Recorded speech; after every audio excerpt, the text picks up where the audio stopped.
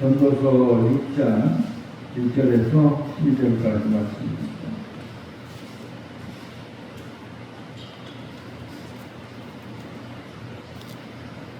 읽겠습니다. 내가 해 아래에서 한 가지 불행한 일이 있는 것을 하면 이는 사람의 마음을 무겁게 하는 것이다. 어떤 사람은 그의 원통이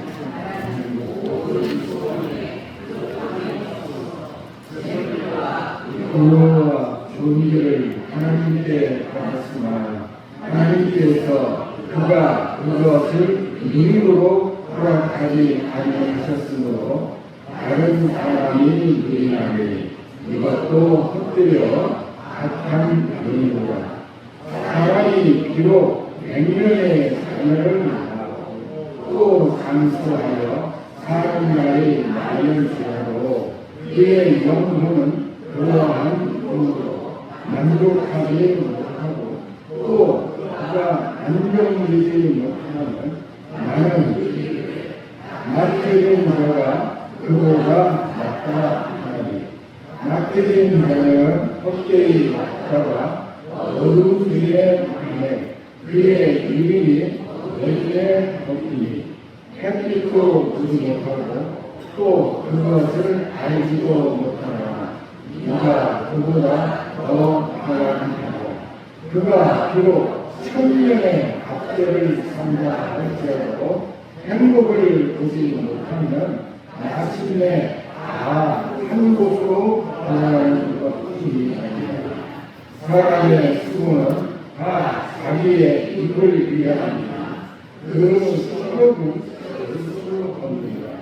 지혜자가 이해하보다 나은 것이 무엇이 살아있는 자는 앞에서 행할 길을 아는 가난한 자에게 무슨 일이 있나 눈으로 보는 것이 마음으로 생각하는 것보다 나는 눈으로 헛되어 바람을 잡는 것이다.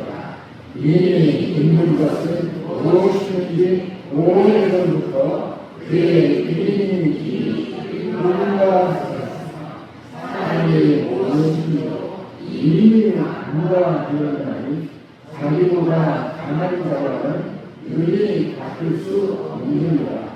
헛된 자를 구하니 많은 길이 있나니 그것들이 사람에게 무슨 일이 있으랴.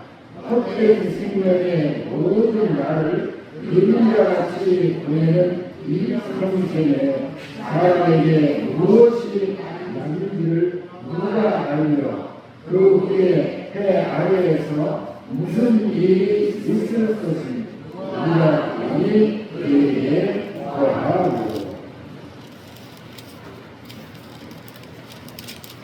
오늘 읽은 말씀 가운데서 내가 대답해 주겠소라고 하는 질문은 12절에 나오는 말씀에서 쓰셨습니다. 헛된 것을 더하게 하는 많은 일들이 있나니 그것들이 사람에게 무슨 일이 있으랴. 헛된 생명의 모든 날을 그림자같이 보내는 일평생의 사람에게 무엇이 낙인지를 누가 알며 그 후에 해 아래에서 무슨 일이 있을 것을 누가 능히 그에게 보하리요 라고 하는 11절 12절에 묻는 말에 대해서 제가 대답해 드리려고 합니다.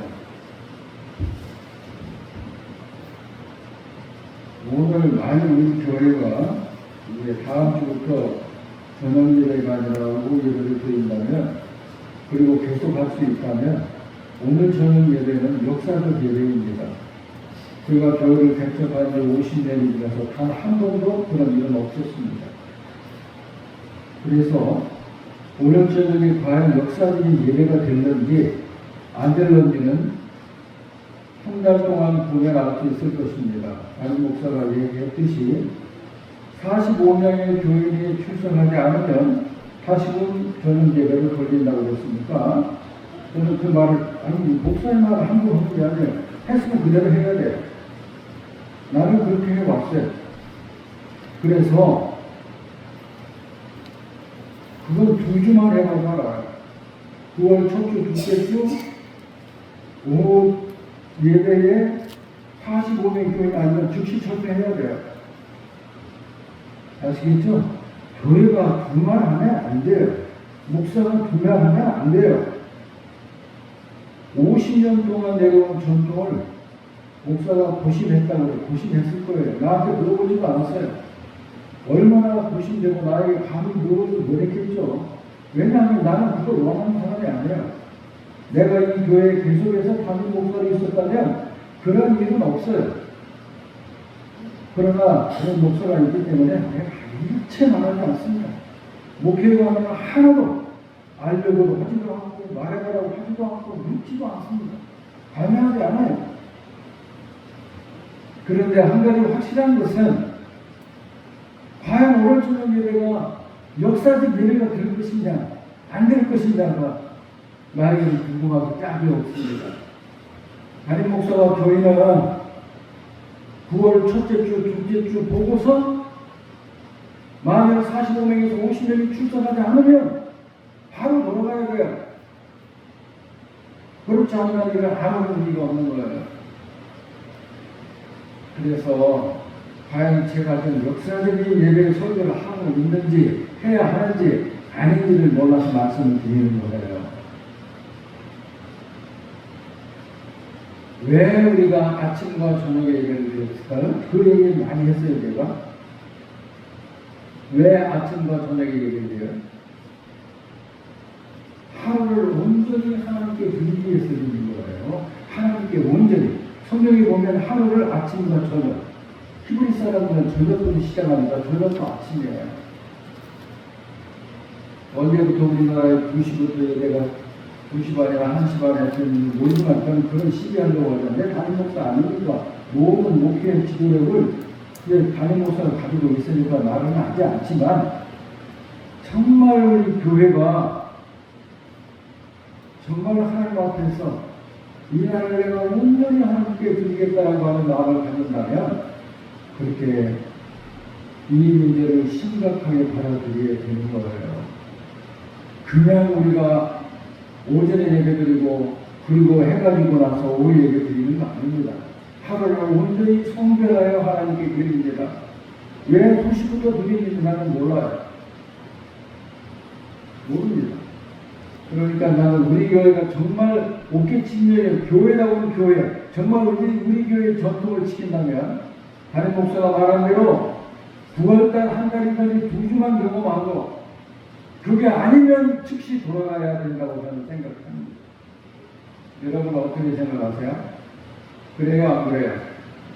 그래요 안 그래요? 왜 대답이 없어요? 대답 못해요? 여러분 믿음이라고 하는 것, 예배라고 하는 것, 예배의 시간과 순서라고 하는 것은 그렇게 쉽게 바꾸는 게 아니에요. 그래서 담임 목사도 아주 고민하고 아버지 나에게 말을 하지도 못했어요. 다 결정한 다음에 아버지 그렇게 하기로 했어요. 그래서 내가 아무 말도 안 했어요.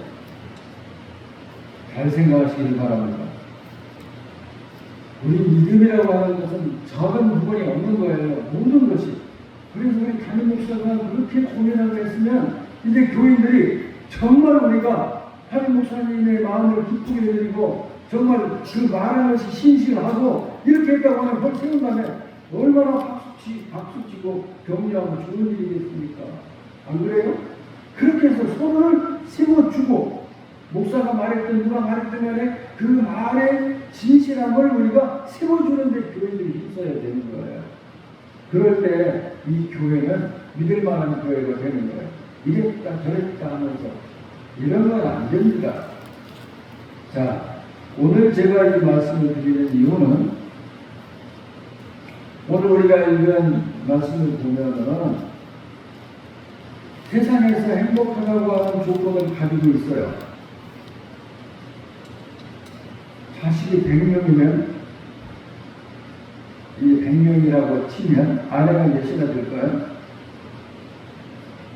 옛날에는 그런 문제가 큰 문제가 아니었으니까 수십 명이어야 돼요. 그럼 수십 명의 아내와 자식들을 먹여 살리고 지키려면 엄청난 부와 권력이 필요한 거예요. 그러니까 사람들은 생각하기를 부와 권력이 있고 이렇게 자손이 번성하고 있는 정말 원하는 가지가 이 사람은 행복의 조건을 충족한 사람이라고 평가할 거예요. 그렇잖아요. 그런데 왠가 이 말씀을 보면 너무 놀랍잖아요. 설교를 읽을 때 놀랄 부분이 참 많이 있습니다. 제가 다시 한번 드릴게요. 한번 안 놀랐을 때 놀래주시기를 바랍니다. 이런 말씀을 듣고 놀래야 돼요. 내가 해 아래에서 한 가지 불행한 일이 있는 것을 보았다니 이는 사람의 마음을 무겁게 하는 것이다. 그 마음이 무겁습니다. 어떤 사람은 그의 영혼이 바라는 모든 소원에 부족함이 없어 재물과 부여와 존귀를 하나님께 받았으나 부와 존귀와 부유함을 하나님께 받았으나 얼마나 못 받은 사람이야. 하나님께서 그가 그것을 누리도록 허락하지 아니하셨으므로 다른 사람이 누리나니 이것도 헛되어 악한 병이로다. 얼마나 못 받아요. 하나님이 부를 주시고 귀를 주시고 재물을 주셨는데 영혼의 부족함이 없이 원하는 것보다 더 주셨는데 하나님이 그것을 누리지 못하게 하셨으니 너는 참으로 심각한 병이로다. 이 말을 놀리지 않습니까? 무엇을 말씀하려고 하는 것일까? 우리가 이 말씀을 읽고 또 읽어야 하는 것을 몰라요. 이렇게 부의 조건을 다 갖춘 사람, 세상에서 말할 때 아니라 부의 조건을 다 갖춘 사람인데도 이 사람은 마치 악한 병으로 쓰러져가는 사람, 죽어가는 사람과 같더라. 그런 말이에요. 사람이 비록 100명의 자녀를 낳았고 또 장수하여 사는 날이 많을지라도 그의 영혼은 그러한 행복으로 만족하지 못하고 또 그가 안장주지 못하면 나는 이르기를 낙태된 자가 그보다 낫다 하리라. 그것은 만삭을 보지 못하여 낫다나 사산에서 태어난 아이만도 못하다는 거예요. 여기서 이 말을 들을 때 마음이 무거워요. 행복이 뭐지? 그런 질문을 안 할 수가 없어요. 성경에서 행복이라는 말을 사용할 때는 대부분 두 가지 뜻을 가지고 꼭 기억해주세요. 히브리어와 헬라어에서 행복이라고 하는 말이 무슨 뜻을 가지냐면 기쁨 그리고 만족한 상태, 기쁨과 그리고 만족한 상태를 행복이라고 해요. 또 한 가지 계속해서 나오는 것은 하나님께 은혜를 받은 사람. 이 말이 헬라어와 히브리어의 똑같은 의미를 가지고 있어요. 기쁨과 만족을 가지고 있는 그런 느끼는 상태, 하나님께 은혜를 받은 사람 이라는 뜻입니다. 그런데 왜 하나님께서 그 사람에게 재물과 부와 그리고 권세를 주셨는데 100명의 자녀를 두고 있고 그런 엄청난 그런 부를 누리고 존귀함을 누리고 살았는데 어째서 그 사람이 사살한 아이는 또 못하게 되었을까? 왜 그것이 그에게 악한 일과 같았을까? 문제는 뭐냐면 하나님이 주신 행복을 누리지 못한다는 거예요. 누리지를 못해. 돈을 벌고 사람 같지 않은 짓을 하면서 죽을 것을 하라고 했는데 자기는 한 푼도 쓰지 못하고 자신이나 그런 사기당해서 돈을 날리는 사람이 얼마나 많습니까? 얼마나 많습니까? 그런 사람 많이 보면 한 푼도 쓰지 못하고 불명예스럽게 죽어가고 심지어 안장조차 못하고 죽을 때 자기 묘지 하나도 없는 사람들이 있습니까? 왜? 그 사람은 기쁨과 만족을 누리지 못하고 하나님으로부터의 은총을 받은 사람이 아니라는 말이에요. 우리가 여기서 짐작하는 것은 관리를 잘못하기 때문입니다. 관리를 잘못하는 거예요. 그래서 하나님이 행복한 조건을 주셨으나 행복이라고 생각했던 것이 오히려 그에게 악한 병과 같이 이 세상에 태어나지 못하고 사상한 아이만 또 못하게 되는 그런 비참한 존재가 되어버렸다 하는 거예요. 얼마나 기가 막힙니까? 그래서 행복이라고 하는 것은 내일에 있는 것도 아니고 10년 후에 있는 것도 아니에요. 지금 행복하지 않으면, 지금 행복하지 못하면 내일도 행복할 수 없어요. 절대로 그렇습니다. 그것을 성경이 어떻게 말씀하고 있는가를 제가 말씀드리려고 하는 거예요. 그런데 우리가 6장을 알기 전에 그 앞에 6장 앞에가 몇 장이죠? 몇 장? 5장. 어떻게 알죠?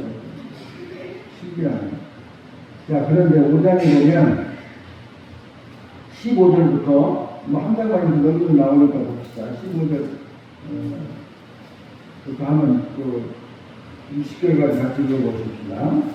그가 모태에서 벌벗고 거저를 쌓았으니 그가 나온 대로 돌아가고 수고하여 얻은 것을 아무것도 자기 손에 가지고 가지 못하려니 이것도 큰 불행이다.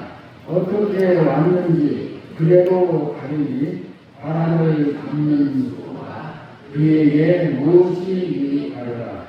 일평생을 어두운 데서 먹으며 많은 근심과 질병과 분노가 그에게 있느니라.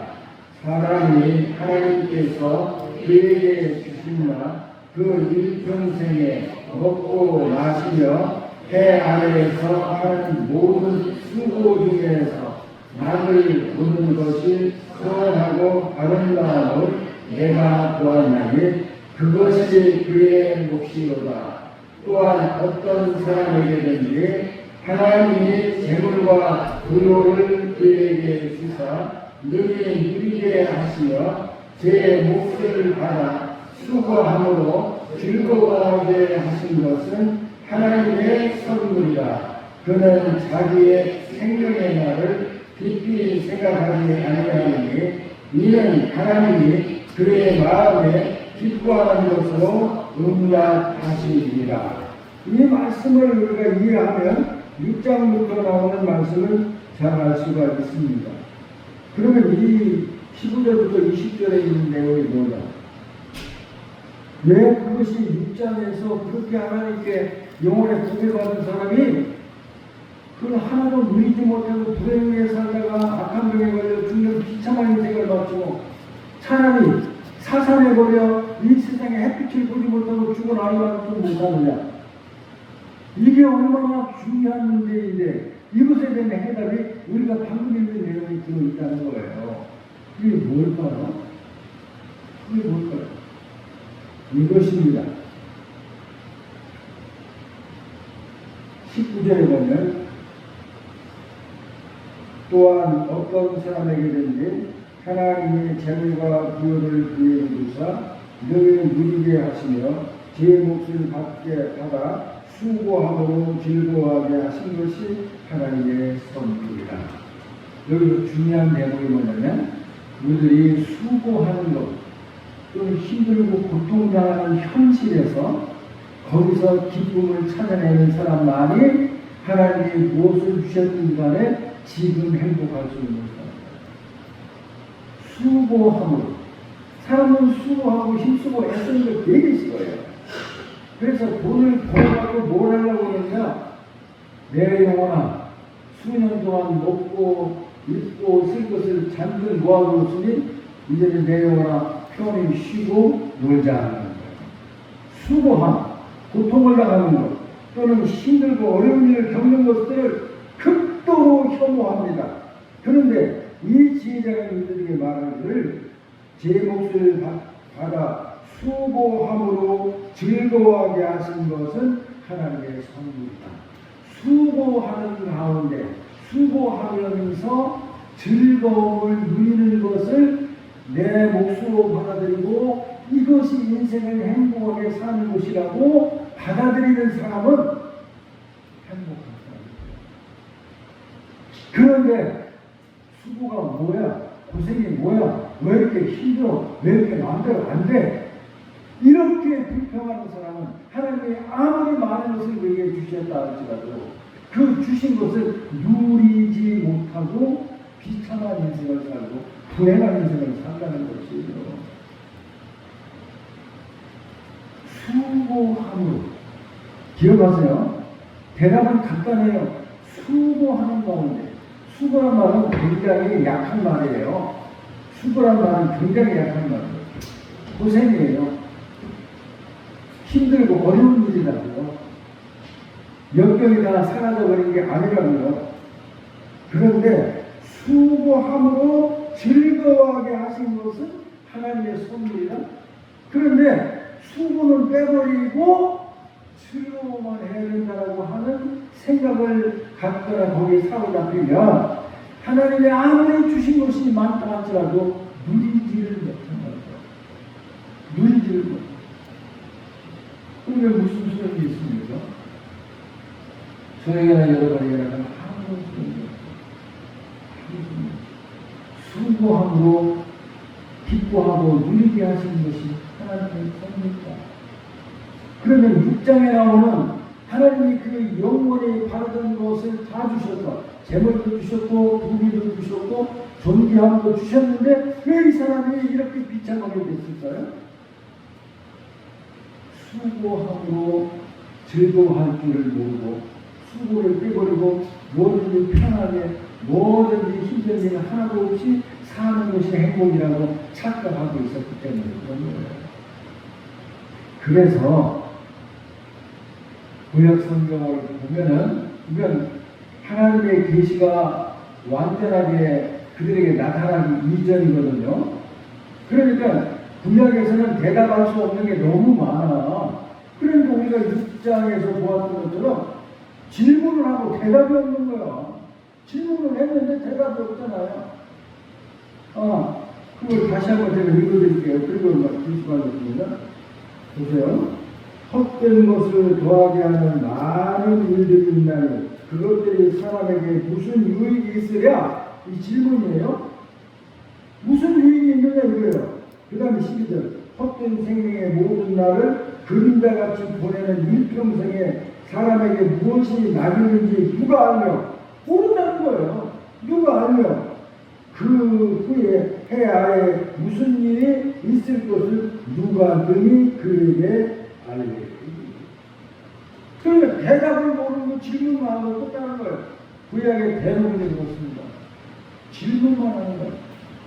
명쾌한 대답이 없는 경우가 많이 있습니다. 그럴 수밖에 없는 거예요.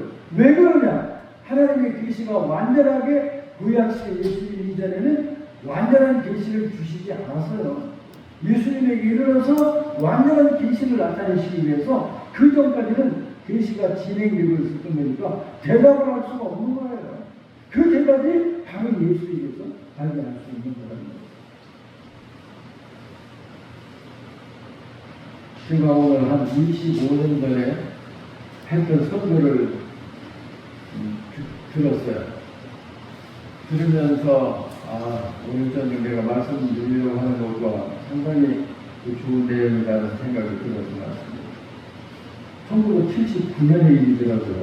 설교를 들어보니까 1979년에 이제 75년에 교회를 세우고 4년쯤 지나니까 이제는 막 교회들이 많이 생겨서 이제 좀 생겨서 내가 부가계를 할 수가 없다는 생각을 했어요. 하나님이 나를 옥계 진례교회에 목사로 부르셨는데 내가 이걸 풀타임으로 하지 못하고 월요일부터 금요일까지 선교에 출근을 하고 그 다음에 뭐 시간을 내서 그때는 자유로웠어요. 저는 굉장히 자유로웠어요. 뭐 일하다가도 교회에 있으면 오고 뭐 마음대로 할 수 있었어요. 그런데 자꾸 제 마음에 부담이 생기는 거예요.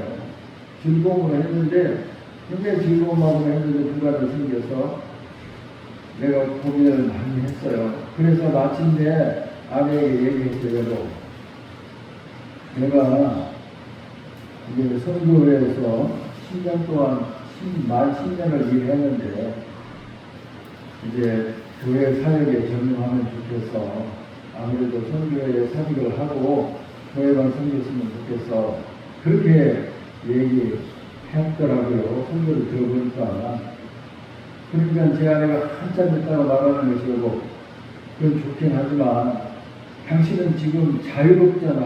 선교회에서 선교를 하지만 교회에 무슨 일이 있든지 간에 마음대로 시간을 사용할 수 있으니까 그러지 말고 그냥 같이 했으면 좋겠어. 그렇게 얘기를 하더라고요. 선교 들어보니까 그렇더라고요. 지금 교회 형편을 봐. 도저히 우리 가족 그때 6명이었는데 교회가 부양할 수가 없어요. 이게 부양할 수가 없어요. 교회들이 드리는 헌금이 나 혼자 드리는 헌금만 보다 적었어요. 그런데 제 마음속에는 아니야. 그래서 79년도에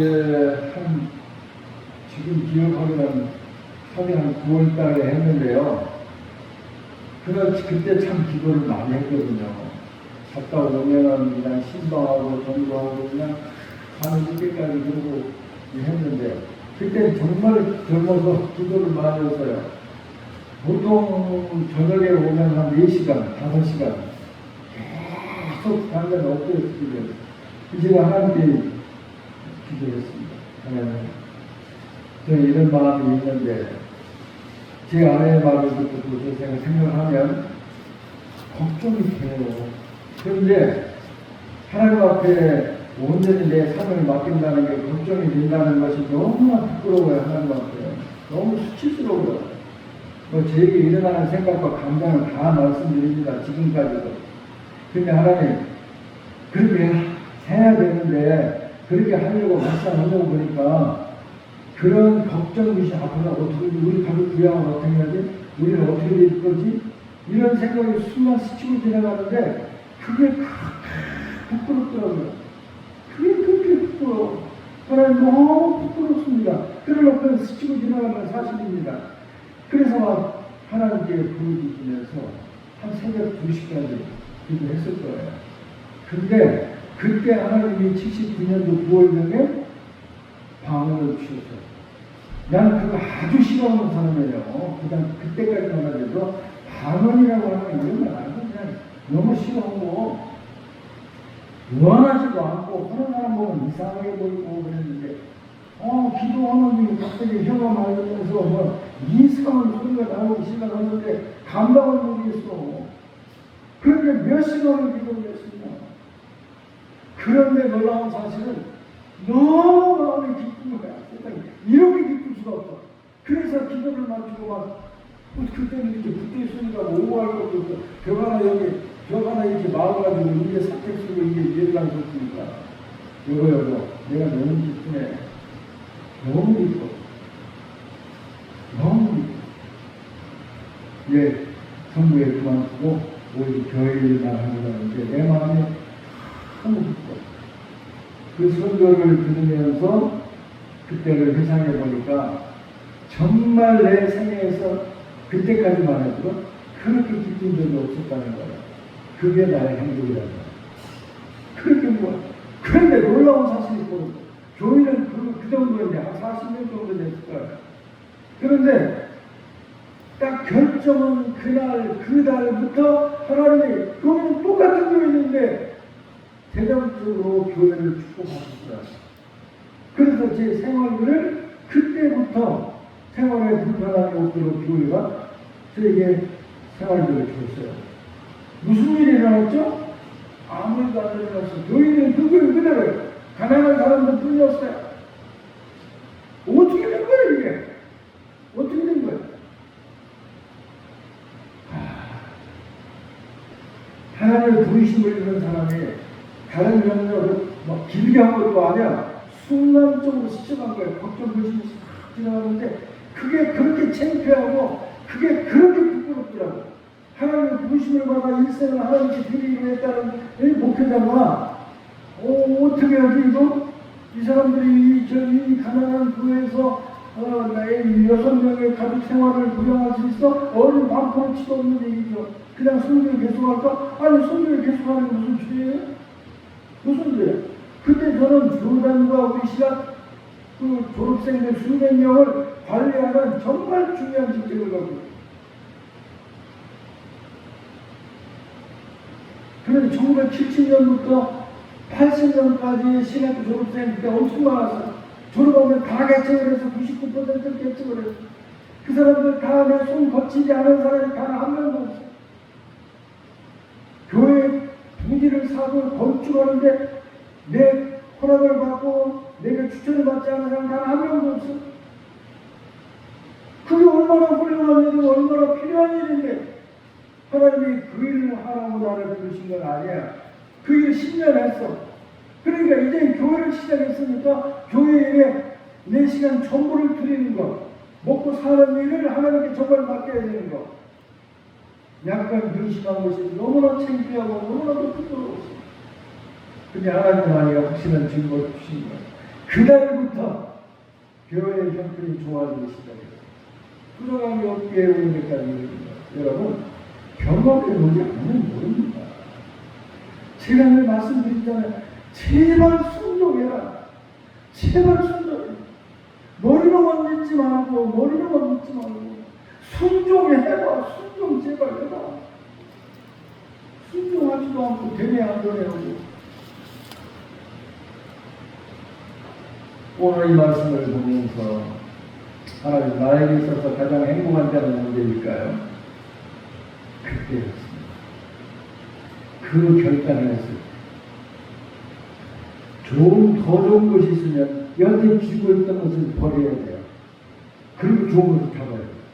여기 그대로 가지고 있으면서 잡을 수가 없어요.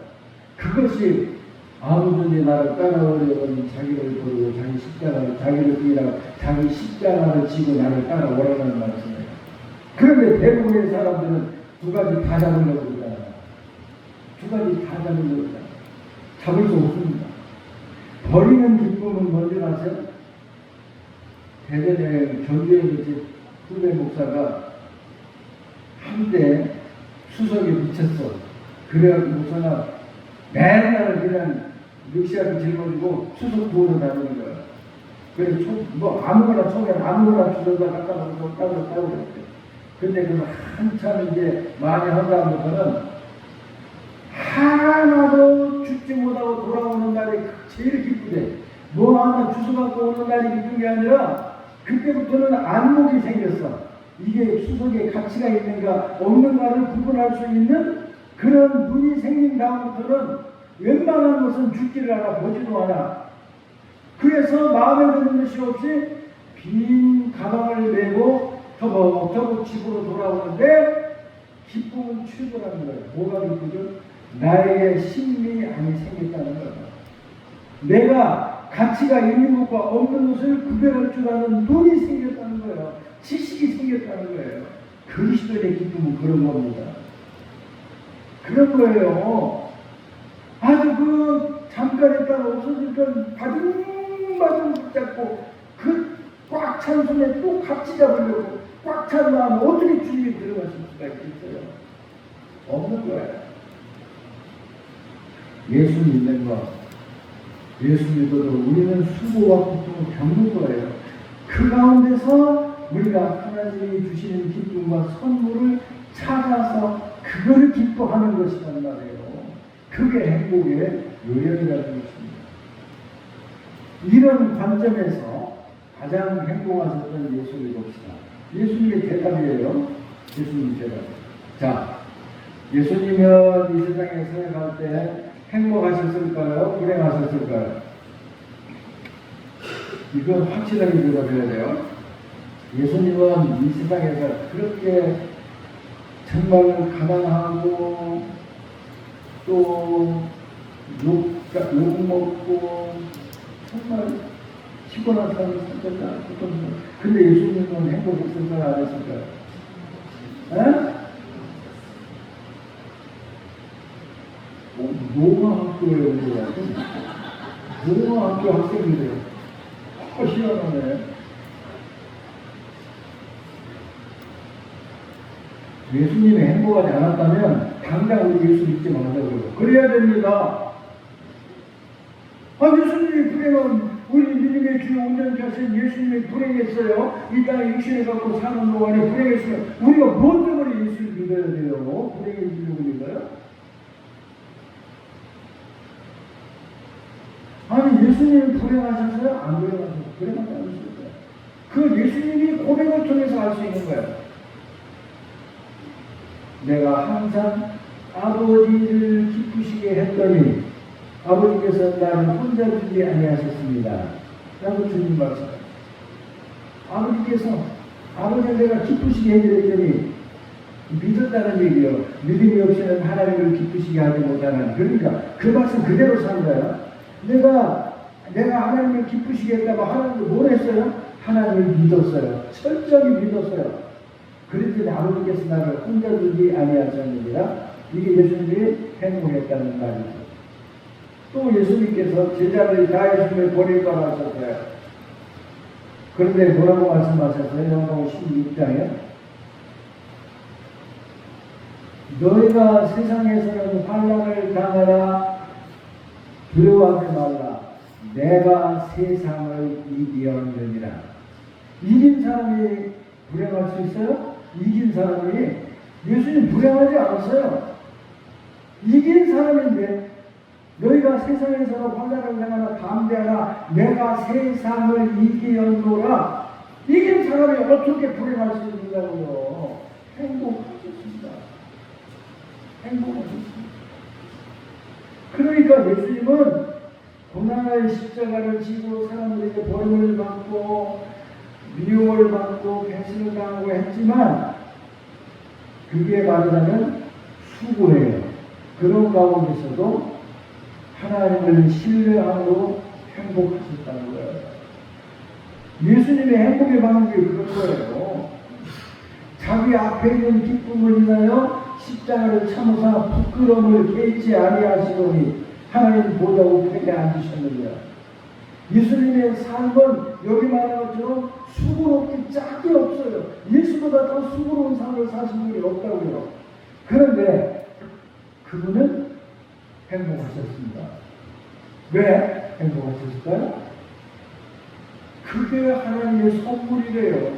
예수님의 날짜는 이 세상에서 편안하게 사신 것이 아니라 마음먹은 대로 다 일이 된 것도 아니라고요. 힘들고 어려운 사람은 우리가 똑같이 사셨어요. 너희가 세상에서 환난을 당하나 담대하라. 내가 세상을 이기었다. 또 십자가에 죽으시고 운명하실 때 뭐라고 했어요? 다 이루었다. 다 이룬 사람이 불행해요? 불행할래 할 수 없는 거잖아요. 다 이루었다.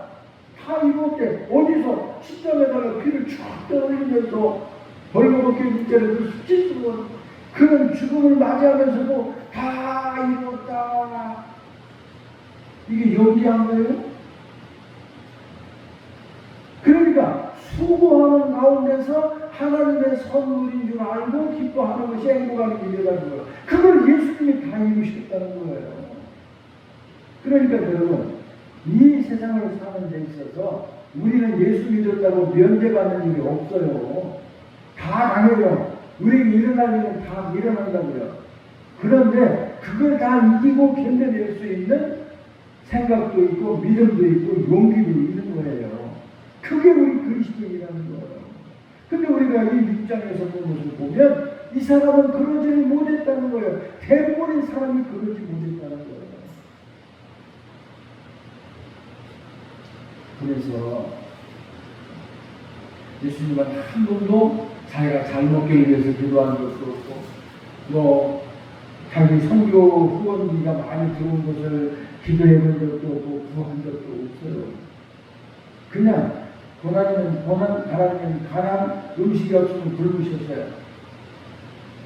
오직해야 아침에 시장하셔서 오시다가 가셔서 그 철도 아닌 무화과나무를 드시면서 그 먹을 만한 무화과 있는가를 찾으셨겠어요? 저 여러분이 그런 적이 있습니까?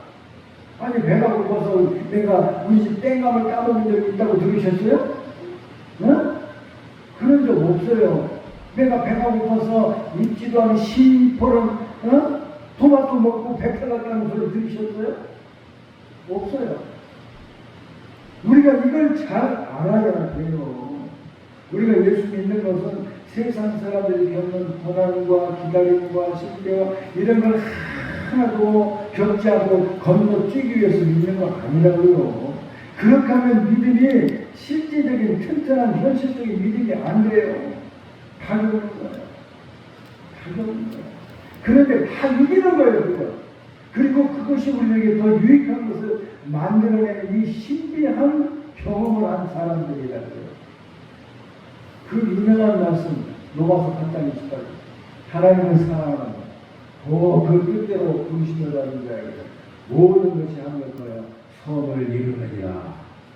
그것이 예수님에게도 그것이 바울에게도 다 실현됐다는 얘기예요. 자, 예수님 다음에 성경에 나오는 사람들 중에서 신약시대에 고통을 많이 받은 사람이 바로 바울입니다. 근데 이 바울의 형편을 보면 아주 끔찍해요. 그렇게 될까 무서워요. 제발 죄로 하여금 바울 같지는 않게 하시옵소서 기도하고 싶을 정도예요.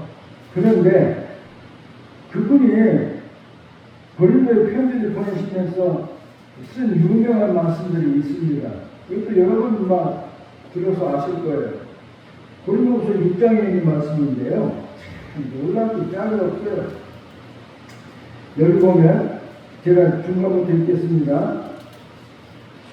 6절부터 읽고 깨끗함과 지식과 오래 참음과 자비함과 성령의 강화와 거짓이 없는 사랑과 진리의 말씀과 하나님의 능력으로 의의 무게로 좌우하며 영광과 욕됨으로 그리했으며 악한 이름과 아름다운 이름으로 그리했느니라.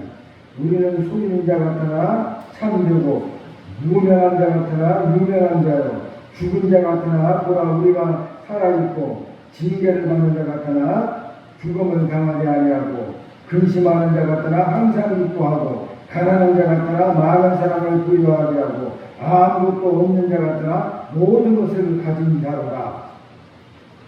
여러분 이 삶을 한번 보세요.